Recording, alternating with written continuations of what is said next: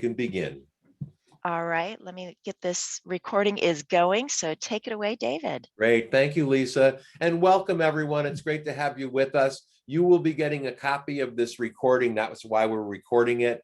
You'll be getting a follow-up from me either later today or in the morning with a copy of the recording so you can have it for your use. It's great to have everybody with us. Thank you for joining us. I think it would be helpful to tell you a little bit of background on this program. And it really has been something that I've been working on for the past 4.5 months.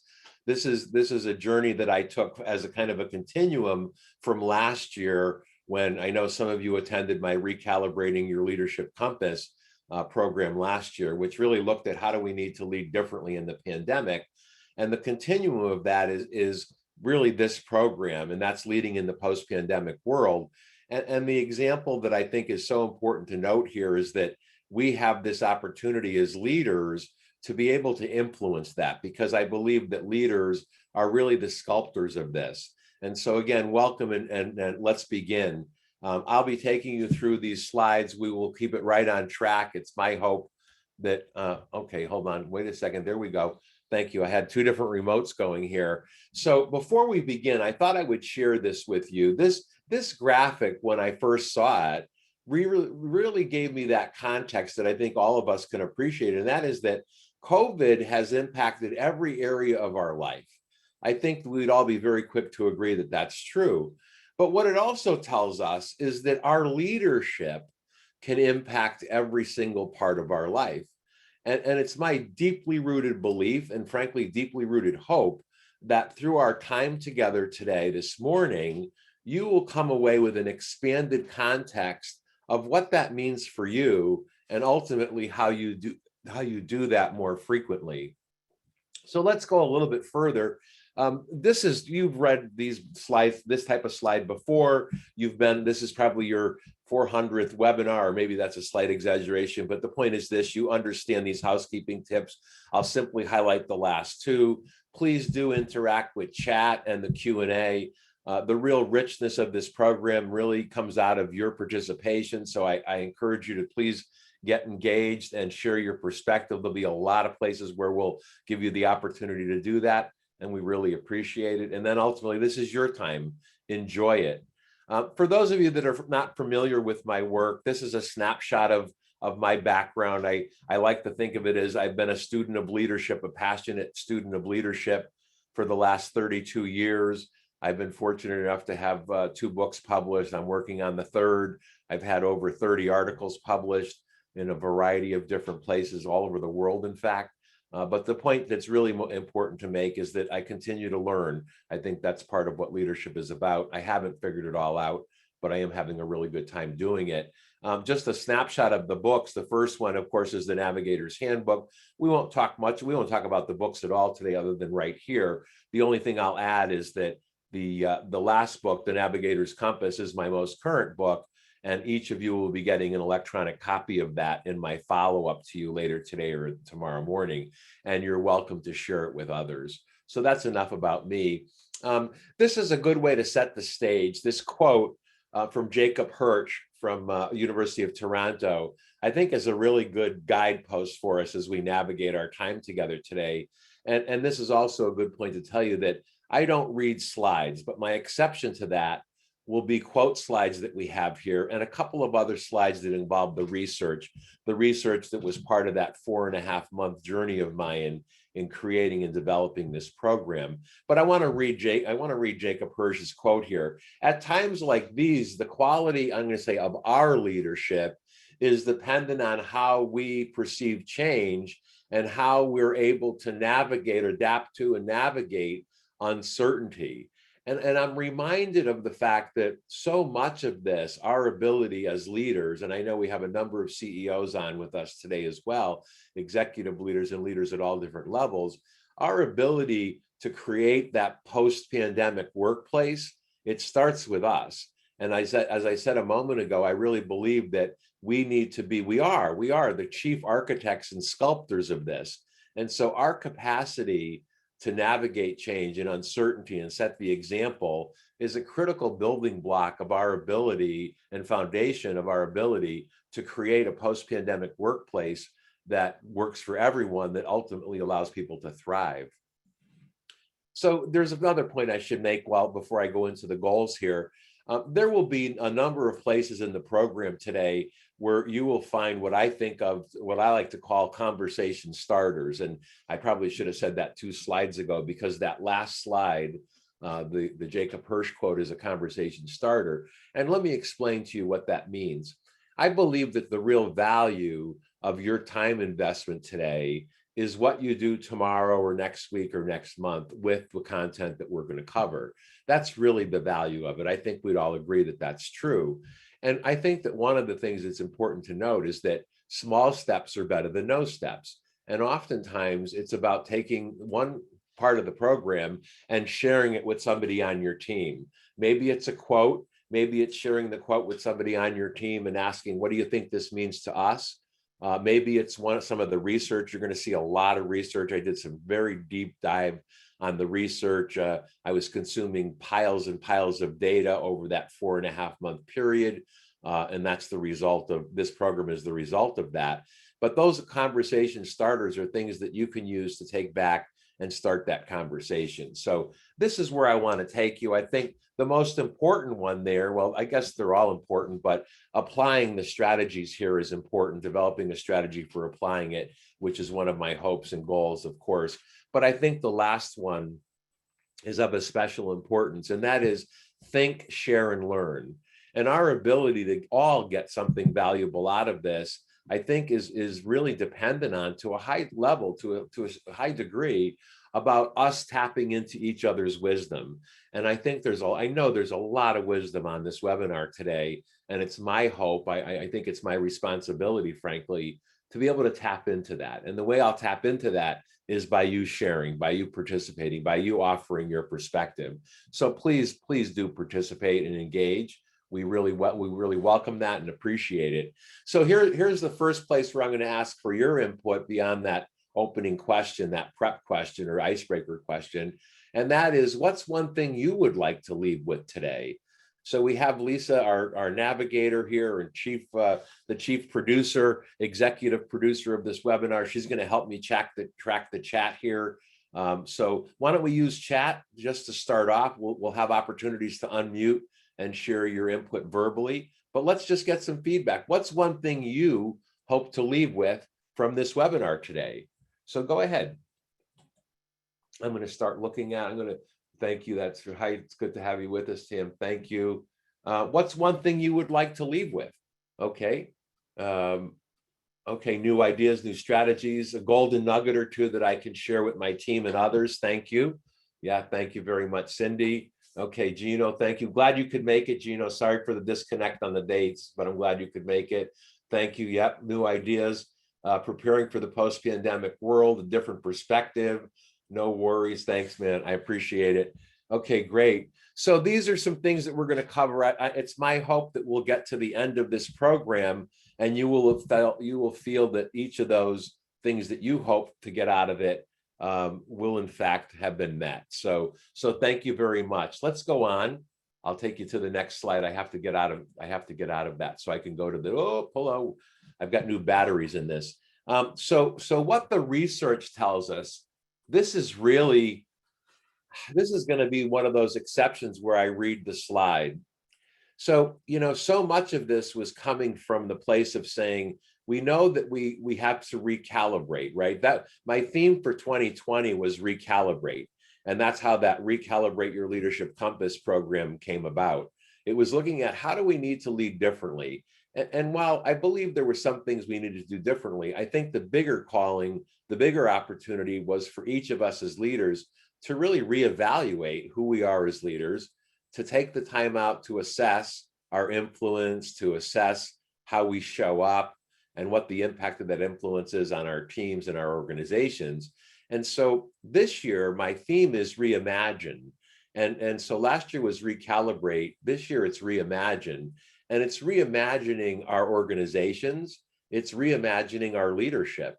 And so as I look at this research, it really gives us a framework to consider as we perhaps consider or navigate that thinking. So the first one is, and this showed up, and I'll give you more data on this in a minute, I did a variety of polls. I talked to a lot of people. And again, the sum of this research was several hundred pages of studies, articles, reports, dozens and dozens and dozens of emails, and dozens and dozens and dozens of phone calls and meetings with leaders all over. And then you can see on the bottom some of the sources here beyond my own work at Worktrace Solutions.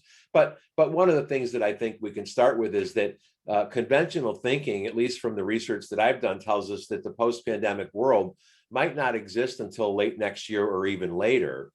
Organizational awareness in terms of who we are as organizations and our ability to be agile and respond to it is what creates that clear path forward. And that clear path forward reminds our teams that we have a plan, reminds our teams that we are taking them in the right direction, that we're creating hope in doing that.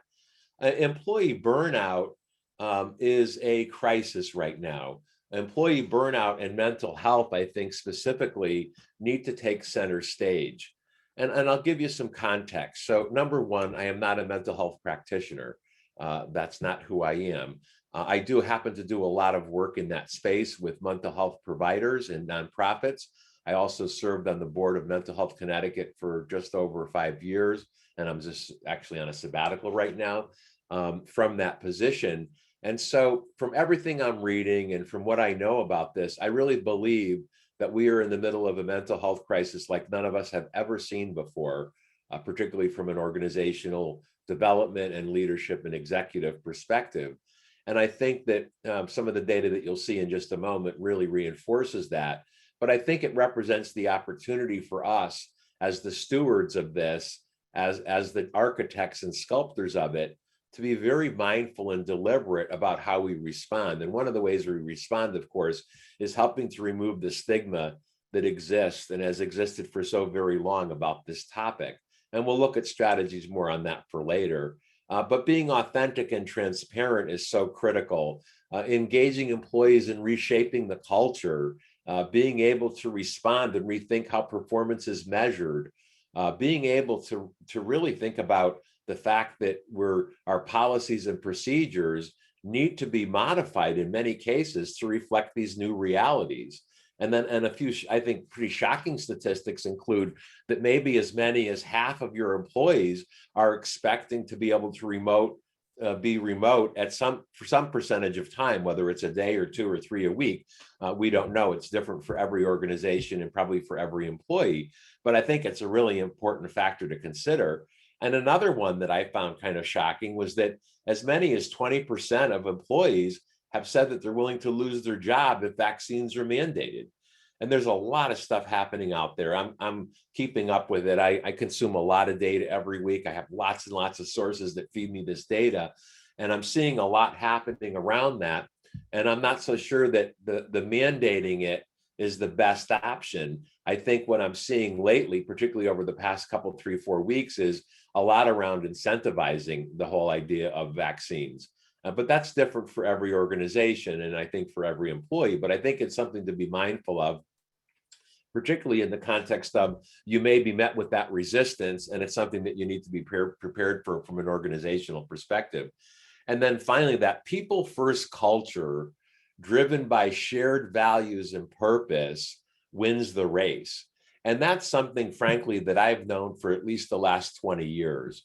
For those of you, many of you who I have had the privilege of working with and partnering with and collaborating with, you know that that's a really important foundational part of the work that I do, because I've learned over the years that organizations that have that shared sense of purpose, shared sense of value, are really able to navigate change and uncertainty and all the challenges that go with that, and even ambiguity that goes with that, and ultimately do really good work and create really good outcomes. But let's look at some more data. And this is fresh. This is only a few weeks old. This was from a SHRM, Society of Human Resource Management article publication that I saw that someone shared with me that really captures this whole story of burnout. I first saw this from a study that DDI did back in March, where they said that 80% of your high potentials are likely on the verge of burnout. 80% was their data. This says 76%. You can look at all of them, but a few that strike me in the second pane there is the first one. 70% of the global workforce has acknowledged that the pandemic is affecting their mental health adversely. And then the bottom right one, the 76% of that study says that 76% of these people surveyed felt strongly that their employers could be doing more about dealing with mental health in the workplace. What does this tell us? It tells us that not only is this crisis real, it exists, but it also tells us we as leaders, as executives, as influencers, and clearly as the architects and sculptors of this post-pandemic workplace, that we have not only a huge responsibility here, but I think a huge opportunity too. And we're going to go deeper into this a little bit later. Let me share with you some more data to consider. So I was curious, when I started thinking about living in the post-pandemic world, when will that be? So I started asking people in the beginning of the year, and then I thought, well, let me do a poll, let me do some surveys, and this represents the data on this slide represents at least 100, 120 formal responses to the poll that I did on social media. It does not include all of the other research I did around this, but it all points to the same outcomes. The numbers are very consistent across it. I can say that with confidence that these numbers are the same. And so the first question, the first poll I did was, when will we be living in the post-pandemic world? I'm curious. At first glance, I was thinking, well, okay, the vaccine's coming along. Maybe it's late 2021. And so in the very beginning part of the year, before I started exploring this, I kind of thought that, yeah, that's probably what it is. But then when I did this poll and saw late 2022 being the largest number, I began to think, well, okay, now let's do another poll and ask, how will we know? And so and those are the answers that were given in the poll. And here are the answers that were given in the second poll.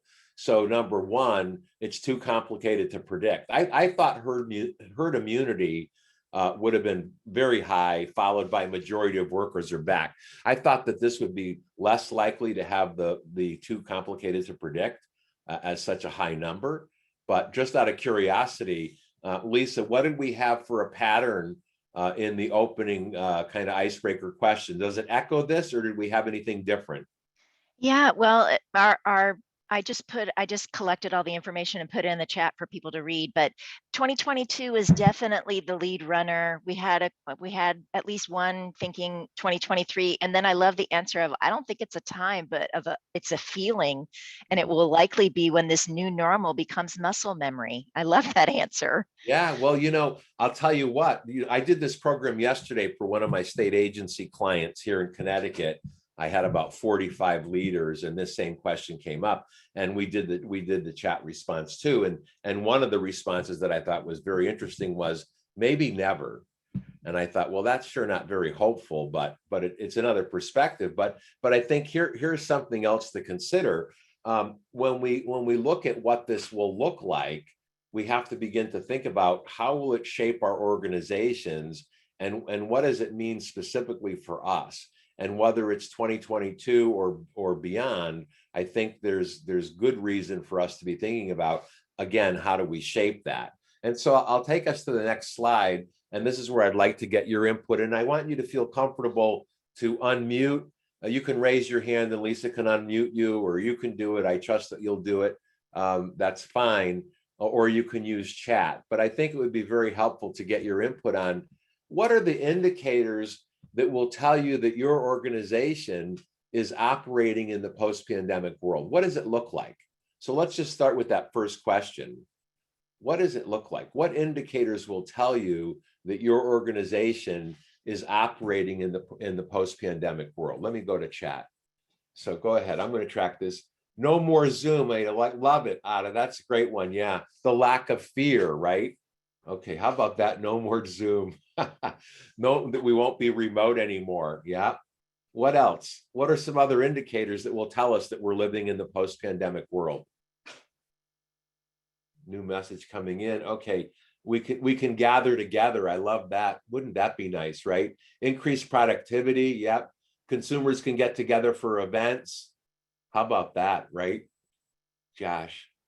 Yeah, that's really great. I don't know that all these changes will disappear. I think that's a good context, right? So let's look at then for your organization. I'm going to just move my chat box over here and let's look at the second question. So when do you expect to see these indicators in your organization? When do you think you might see these expectations, these indicators rather in your organization? Not until 2022, not soon enough, hoping for fourth quarter. It will vary by location, fourth quarter of this year, sometime in the fall of 2022, end of 2022, hopefully by the fall, starting this fall. Yeah, late 2021. If a COVID doesn't spike again, yeah, that's a really good indication. That's something to consider. And that really speaks to that third question. What might prevent your organization from getting to that point within the anticipated time frame? I think that second to the last input there, and that was from Beth. Hey, Beth, that I think it could be a factor, right? So what else might prevent it? What else might prevent your organization from getting to that point? Fear, yeah. State regulations, good point, yeah. What else? Having support, not having the supports in place for staff when things ease, right? Staffing in general, my gosh, that's a front burner issue for so many organizations, that leaders I'm talking with. Inability of decision makers to learn from the change, big one. Lack of top management buy-in. It really it starts there.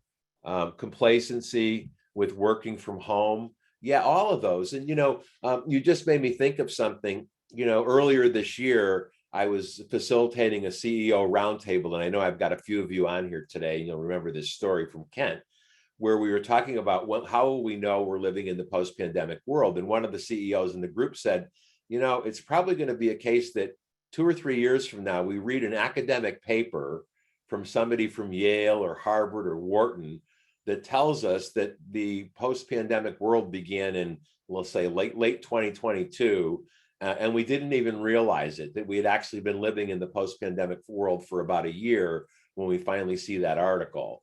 And then they'll give us the indicators of what tells us that's what it was. And we'll read about it in an academic paper and then look back and say we've been living in it for a while. I'm not entirely sure that was an unreasonable assessment of it, because there's so many variables here. But you've shared some great input, really great input. Staffing, fear, scheduling for staff in schools. Clients use the telemeds, might not want to return in person. Good point. So this gives us a context for all of the issues that are impacting your organizations.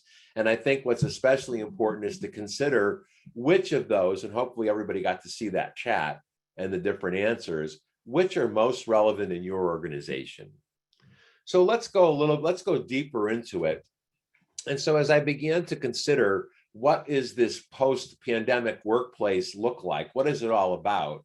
I came to the realization in looking for patterns in all of the research and the common denominators that there were really 3 domains to this. And it starts with leaders. It really starts with the leader. And it starts with the leader, to that earlier point, which I don't mean to belabor, but I think it's so critically important to acknowledge. And that is that as leaders, we set the stage, we set the example. We're the architects and sculptors. And I told the group yesterday a story. Some of you who attended my Recalibrating Your Leadership Compass program last year, and I think I was thinking about it last night. I think there were well over 1,000 leaders between August and maybe, I think, last month. It's actually going to be at the SHRM Tri-State this afternoon, pre-recorded. That's kind of funny. But anyway, those of you that attended it, remember, and those of you that don't, I'll share this point. The setting the stage slide in that program was Shirley Horn, the cover of Shirley Horn's CD, Shirley Horn, the great jazz vocalist, her CD, The Main Ingredient. And the purpose of having that main ingredient there, it was actually kind of a brain game where I said, what do you think the correlation is? Why would I have this while I played like 20 seconds of one of the opening songs or the opening song? And the consensus that we all got really quickly was that was there because we're the main ingredient. I mean, get it. I understand. Please know that I understand very deeply that we don't get anything done without our teams, and that really the highest calling for us as leaders is to acknowledge that, develop that, and create more leaders in our organizations. But we're the main ingredient, so it starts with us. And then I think it's fueled into the organization because we're the ones that help shape the organization. And then ultimately, our behavior, our actions, our commitment, and our capacity to lead effectively impacts the employees. So here's a great quote from one of my favorite leadership thinkers, Meg Wheatley. Perseverance is a choice. It's not a simple one-time choice. It's a daily choice. But, you know, another quote that's not in here, but I just thought of that's a good reminder to my earlier point about conversation starters. She has many quotes, but one of my other favorites is, very great change starts from very small conversations held among people that care. I'll say it again. Very great change starts from very small conversations held among people that care. And I'm thinking of that. You're inspiring me to think of that, because I'm really certain that you're here because you care. You're giving up precious time in your day to be part of this because you care. And that whole theme goes, or that quote goes back to my earlier point of these conversation starters, and small steps are better than no steps. But let's look at some of the key attributes of the leader. What are the things that leaders will need to do to turn this post-pandemic workplace into a thriving, engaged environment? And it starts with that high self-awareness. I also think that high self-awareness is the pathway for being able to lead in more places more often. Remember that graphic on slide 2 that said we all agreed, I know we all agreed, we're in agreement that COVID has impacted and touched every part of our lives. It's my deeply rooted belief, as I said, that our leadership can too. It should, I believe it should. The clarity and purpose comes out of that awareness, the compassion. You can read all of these, but I think they're all part of, I know from the research I've done in my own work as a advisor, executive advisor, leadership advisor for all these years, that these are the attributes that go into that. But let's examine, go ahead. Does somebody have a question? It's Lisa. I noticed that Marie just asked one more time, please, in chat, that last quote. Sure. The last quote is from Meg Wheatley, and that is, very great change starts from very small conversations held among people that care. Very great change either starts from or comes from very small conversations held among people that care. It's a great one. I hope that you got that, Marie. Okay, super. So here, this is some work from CCL. CCL is one of my favorite go-to leadership think tanks. I happen to think they're the premier leadership think tank out there. I just think they do amazing work. I use a lot of their material. They're very gracious and generous in sharing a lot of material. That's one of the organizations that I subscribe to, and I get a lot of data from them. But I put this in here because, well, for two reasons. One, to get you thinking about what goes into leadership awareness, in their terms, the 4 facets of awareness. That's one part. And you can see, you can read the stages and what each is involved, what each has involved with it. But the second reason I put it there is to ask you to think about which one of those 4 facets or aspects, facets specifically, should you be paying more attention to? Because leadership self-awareness, I really believe, is that pathway to clarity. It's that pathway to purpose. It's that pathway to being able to lead in more places, more often, and with more impact. But let's take a time out and do a little mini inventory here. So yesterday's email that you received from me included the two documents. It was one PDF file. One of them was this. The first one in there was the leadership awareness inventory. And the second is the organizational pulse survey worksheet that we'll be getting to in a little while. If you didn't have it, if you don't see it, not to worry. Right now, as I speak, Lisa, our producer, is putting it in, a link to it in the chat section. So you can please go to that and look at the chat section if you don't have it handy.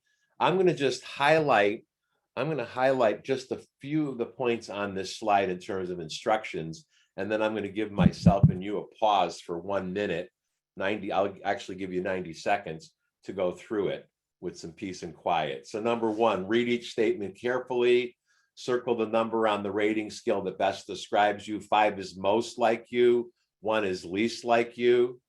Tally your score, select one development opportunity, and be prepared to share your observations. So go ahead. I'm going to give myself a 90-second clock here to give you some quiet time. Go.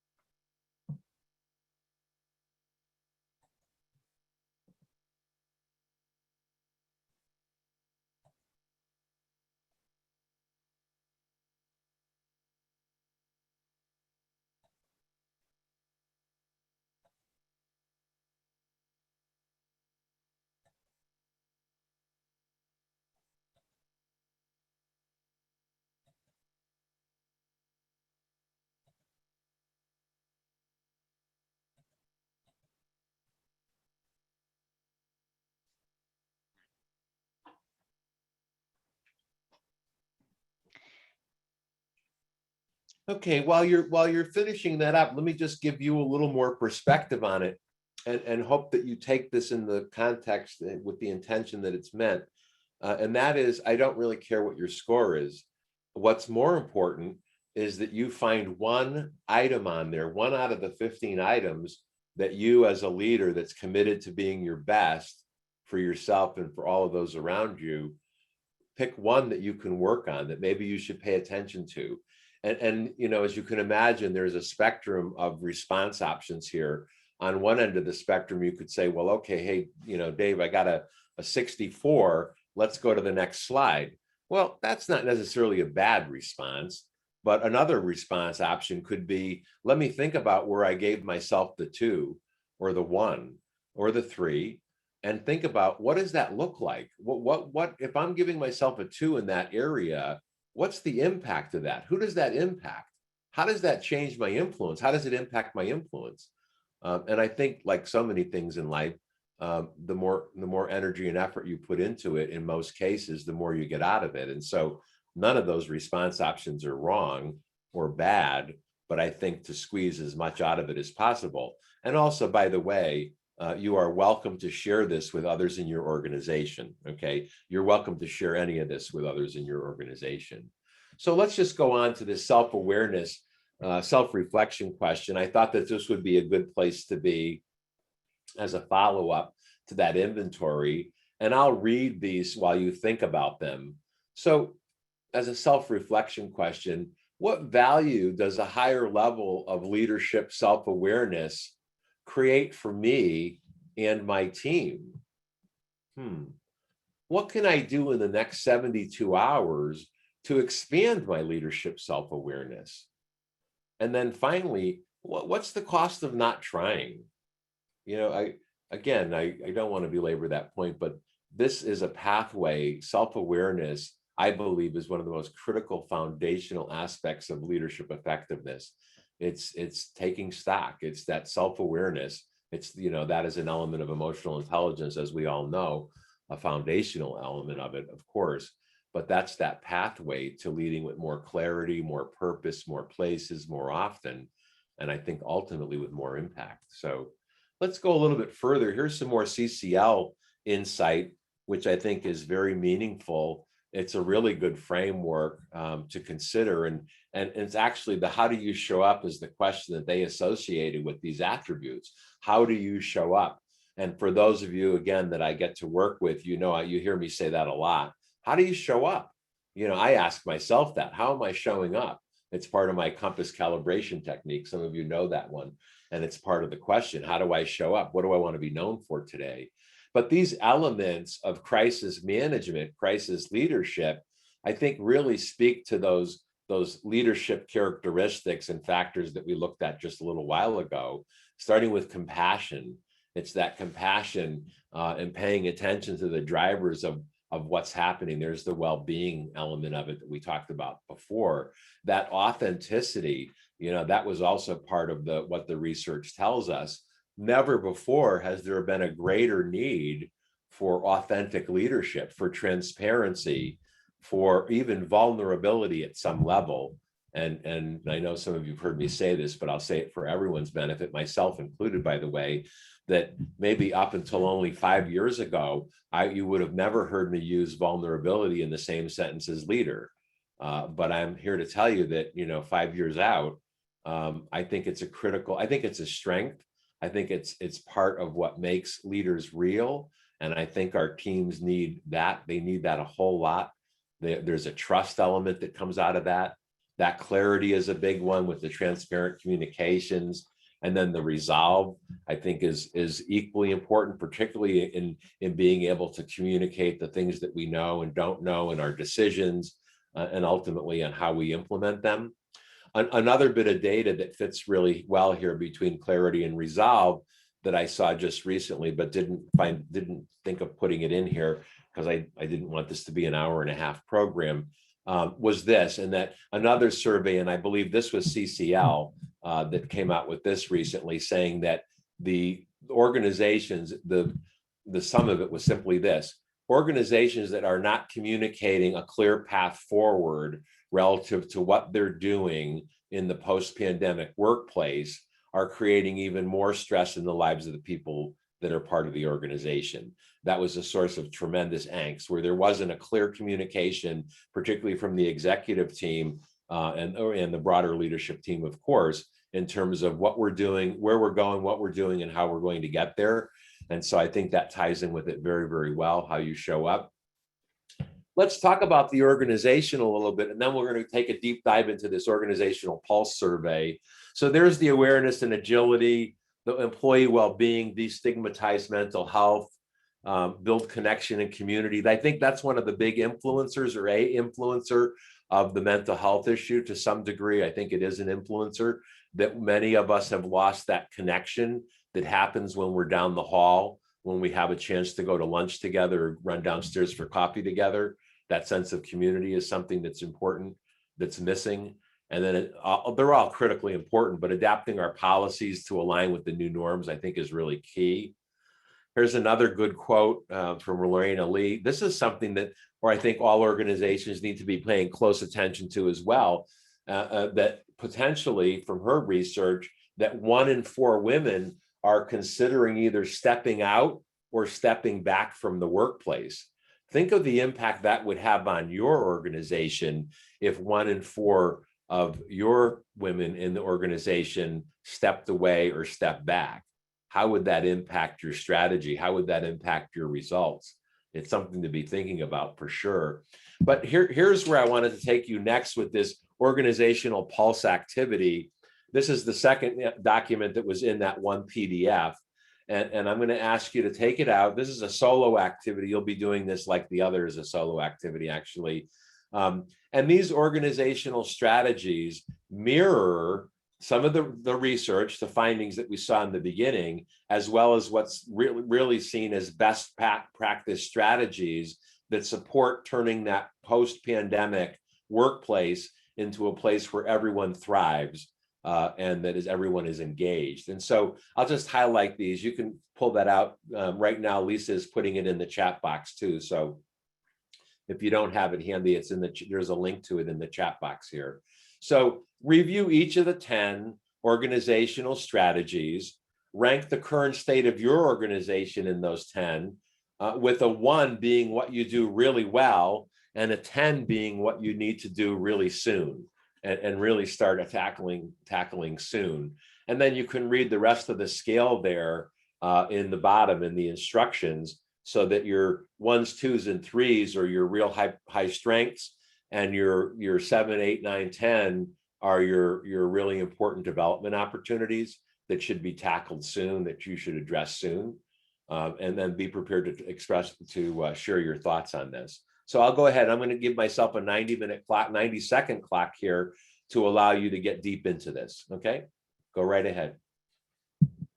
And if you have a question, just put it in chat and Lisa will get it to me.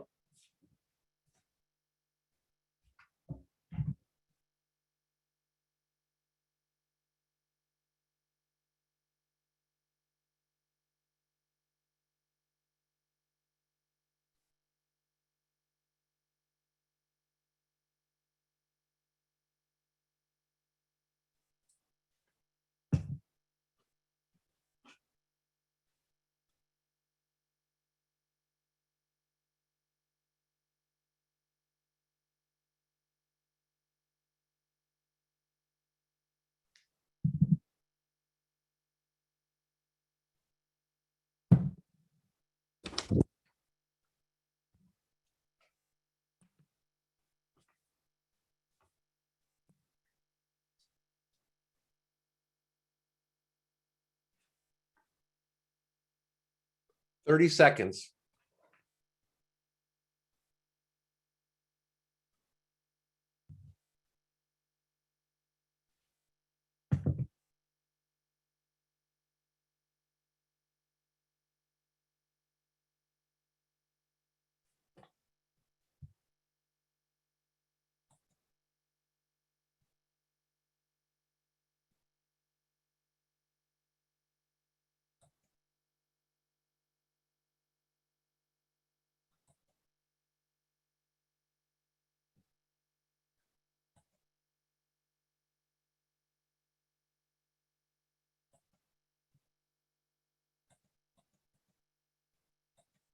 Okay, so general reactions. Anybody want to share a thought on it? Was it helpful? What stood out? What are you doing well? I'd like to just throw that out as a question. Anybody, what are you doing really well in this organizational pulse strategy? Let me call up chat. Can anybody? Yeah, I was just going to say, Beth, do you want to share that out loud? Beth did share something in the chat. Yeah, go ahead, Beth. Thanks.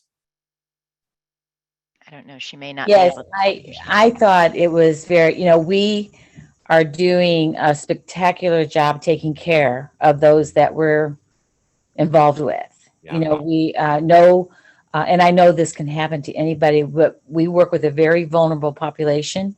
Yeah. And no one got COVID to MAC proper. Wow. And I think that is highly successful on what we expected, our guests complying, our volunteers following. Yeah. We reduced our force, our workforce purposely, Yeah. just to keep kind of like the family thing. And we've all really celebrated that. But when I was going through the organizational pulse, there's been a lot of self-sacrifices on staff's part. Yeah. To make sure that happens. And I think we were just in that get her done mode. Yeah. And when I read those, I thought, oh, I'm not sure that we communicate because we have, Yeah. we have to, but I'm not sure we're checking in Enough. as what we should on that guttural level Yeah. of where people are and what they need. Right. Well, It's almost like you don't have time, Yeah, that's right. And so I think, the point in that asking that question is I think there are some things that all of you are doing well. And I think those need to be celebrated. And then, of course, the next part of it is what can we be doing better?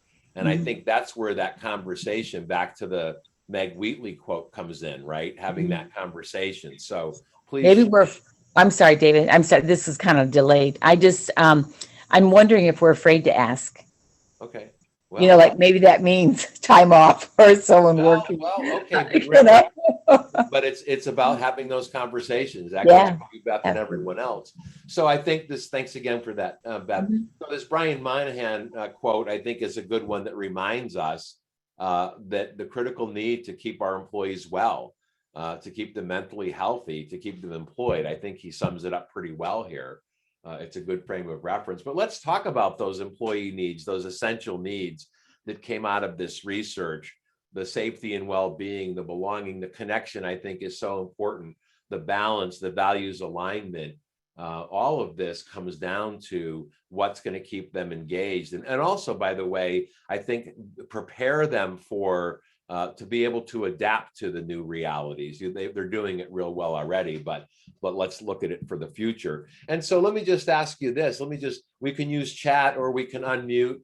What is one thing that you're doing well as a leader to meet your employees' essential needs? Let's use chat for this one. What are some things you're doing? I've got the chat box open here. Share with us. What are some things you're doing well to meet the essential needs of your employees, just for everyone's benefit?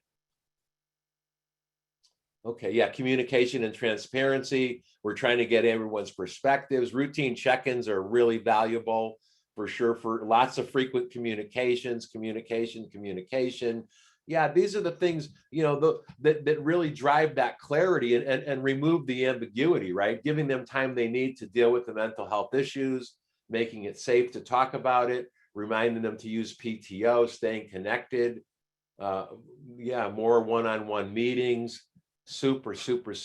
These are all great things that we can, that are fairly low cost, low maintenance, right? So good job, really nice job. Thank you for that.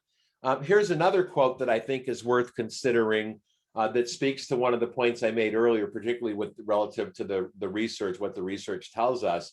So this is a time for leaders to try to invoke or provoke a degree of reflection, spending time talking about shared purpose and shared values. And you heard me say early on that over the last 20 or so years, I've used that as a guidepost for so many organizations and so many teams that have produced really good outcomes when there's that clarity of shared purpose and shared values. And I can tell you, I know we've got a number of leaders from the nonprofit sector, and of course, this state agency I was with is a state agency that many of you deal with yesterday. And I said to them, and I'll say to you, and this is true for all of you, that there's that possibility, that opportunity to be talking about it. And particularly, I know from my work in the nonprofit sector and human services, particularly mental health, of course, too, that so many of the people in your organizations are doing the work because it's who they are. And that's a natural springboard for that values, that shared values and purpose conversation. And I know for my corporate clients that are here, it's not any different for you either, really. It's about having that conversation about our shared values and why we show up and what we all hope for. And the last thing I'll add is I shared with the group yesterday my values activity that I've used with many leaders over the years. And it's a simple one where in a meeting you give everyone an index card at the end of the meeting, and it could be virtually too, and you ask them to write down their 5 most important values, the things that really guide them, really drive them in every part of their life. And then what you do is you collect those, and then you do a running list of them. And what happens always, as this has never failed me, and I've done it, oh my gosh, a lot, I'll just say a lot. It's never failed me or any of the leaders I've worked with. You have repetition, and that repetition serves as a guidepost for our shared values. And it's a very simple, low cost, low maintenance technique. And if you want more strategies around it or questions on it, just send me an email. My email's coming up. Team reflection questions. So this is something that I strongly encourage you to be starting a conversation with others in your organization about. And I'm going to read these because I think they're so very important in being able to help shape this new workplace, this post-pandemic workplace. So what have we learned about our people's ability to work remote? What adjustments do we need to make to our previous assumptions about remote workers? And then what are the advantage of making those adjustments for our business results, as well as our ability to attract and retain top talent? I think these are extremely important questions and conversations that all the leaders in your organization, starting with you that are at the top and all the other leaders that are with us. I know we've got a lot of executive leaders here. It starts there. It's with all the leaders. It's not limited to one level of leadership. It's all leaders need to be having these conversations, because there are assumptions we all have about working remote. We all have, I think at some level, I know I have, and I think I've worked on it. There's early on, particularly, we have some, bias around it. Well, okay, when I thought about early on, how can they get all this work done remote? I wasn't sure they could. And I just thought, and then you hear the stories, and I know there's even been some Dilbert cartoons. And if you don't read Dilbert, you should start reading Dilbert. Many of you know my philosophy on that. And that is that there's a lot of leadership wisdom in the Dilbert cartoons, but there's even been some there. And so I think these are conversations to be having with your teams and within your organization, because this is part of what will help to shape that new workplace, that post-pandemic workplace. Let me tell you about a few more resources that I think are available to you that I'd like to share with you. On my website, workchoicesolutions.com, under learning resources on the navigator bar, there is a bunch of drop downs within that learning resources tab, including a whole bunch of my articles. I think it's probably the last 15 or so of my articles, as well as a case study I did on organizational change, and then a bunch of these leadership assessments as well. And you're welcome to print those, share those with your organization. I'll just add, the last thing I'll add is that Beyond Engagement article is my most recent one, and it's one that that I really like a lot. I usually, frankly, I write a quarterly article each year, and so some of you heard me say this, forgive me for repeating it, but I write a couple really, really good ones that I'm like really great. I think these are going to outlive me. They're really good articles. I'm happy. I spend 3 months working on an article. That's typically what it takes me to write a good article. And then a couple others are just good. They're good, and they spark some thinking and dialogue, and that's what they're intended to do. But that Beyond Engagement really looks at what I've been noodling around for quite a while now, and that is, what is beyond engagement? Is there another level? If there's another level, how do you get to that level? And so this article, which again, I'm pretty psyched about, explores just that. It explores what is beyond engagement, and then how do we get there? What's a pathway to that? The next thing I'll share with you, just as a frame of reference for those of you that I have not worked with, this is a snapshot of our core capabilities. Right now, you'll see in the bottom there, it says, please see the WCS Workchoice Solutions Core Capabilities Profile, which Lisa is putting a link into in the chat box right now as we speak. And if you'd like to get more information, there's a whole bunch of information there. So I invite you to check that out. That's pretty self-explanatory. Here's another conversation starter that I think can fit in a lot of organizations, and certainly each and every one of you can take back to your organization and then just kind of get the reality check. What is it telling us? So Peter Drucker, who we know is one of the great leadership thinkers of the last 100 years, says that the great danger in times of turbulence is not the turbulence, it's to act with yesterday's logic. And so, think about that. Again, those of you I work with, how much I love quotes, and I use quotes as a point of reference for everyone because they are conversation starters. And you can squeeze so much learning and insight out of a single quote that you can get some really good dialogue going. And so as just a frame of reference, I might use this with my team and say, okay, this was one of the quotes in the program this morning or yesterday. And what do you think it means to us? What's the message in it for us? You just inspired me to think of another one that could fit here. André Gide, the French novelist, which some of you may be familiar with, said, we cannot discover new oceans unless we have the courage to lose sight of the shore. And I think that fits there well. So that's, again, André Gide, who said, we cannot discover new oceans unless we have the courage to lose sight of the shore. That's another good quote that could fit here too. And so I invite you to think about those. I invite you to think about what you can do to keep this conversation going. You know, another way of doing that is to consider who you tell, who's one person on your team that you tell what you did this morning. You can be sure, this won't surprise anyone, that there are people in your organization and on your team that know you're out of pocket for 90 minutes or an hour this morning, and they're wondering what you're doing. And I think it's a perfect opportunity to tell the story of the investment you made in your leadership and in your organizational success, to take the time out and be part of this. And feel free to share any of those documents. Feel free to visit the website and check out the learning resources. It's all there to help support leadership learning and organizational effectiveness. So right now, I'd like to just open it up for questions. This is your time to ask questions, share input. I would also ask that you please evaluate this webinar via the link that you see on this slide. As I mentioned, you will be getting the recording of this webinar.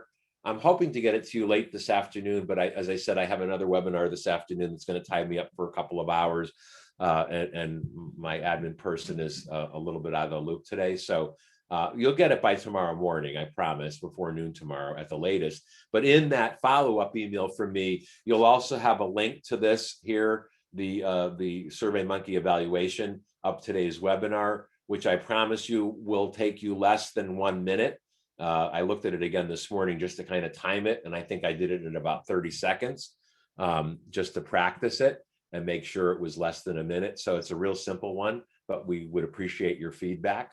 And then also in that follow-up, beyond the recording and the link to the survey, you will be getting an electronic copy, a PDF of my latest book, The Navigator's Compass, 101 Steps Toward Leadership Excellence.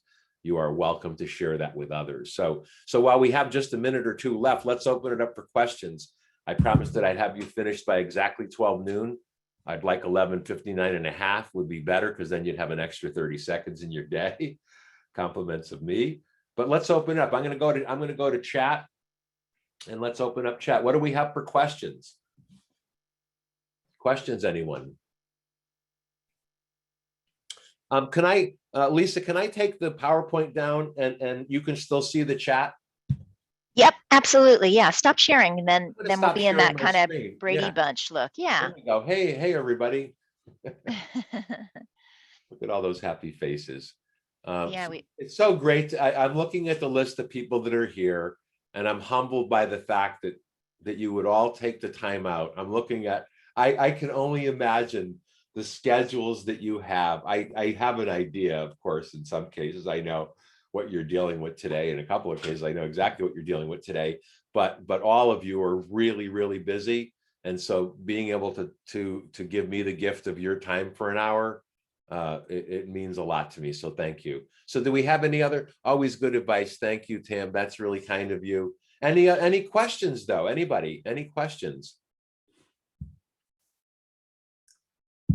Okay, well, then I'll leave you with this parting thought. So I said to the group yesterday that, you know, one of the things that helps us to lead with impact and with clarity is being hopeful. And I told the group that yesterday, I told them yesterday that when this whole thing started to happen a year ago, 13 months ago, it became very clear to me that I could choose hope or I could choose fear. And I know we all know the outcome of each of those.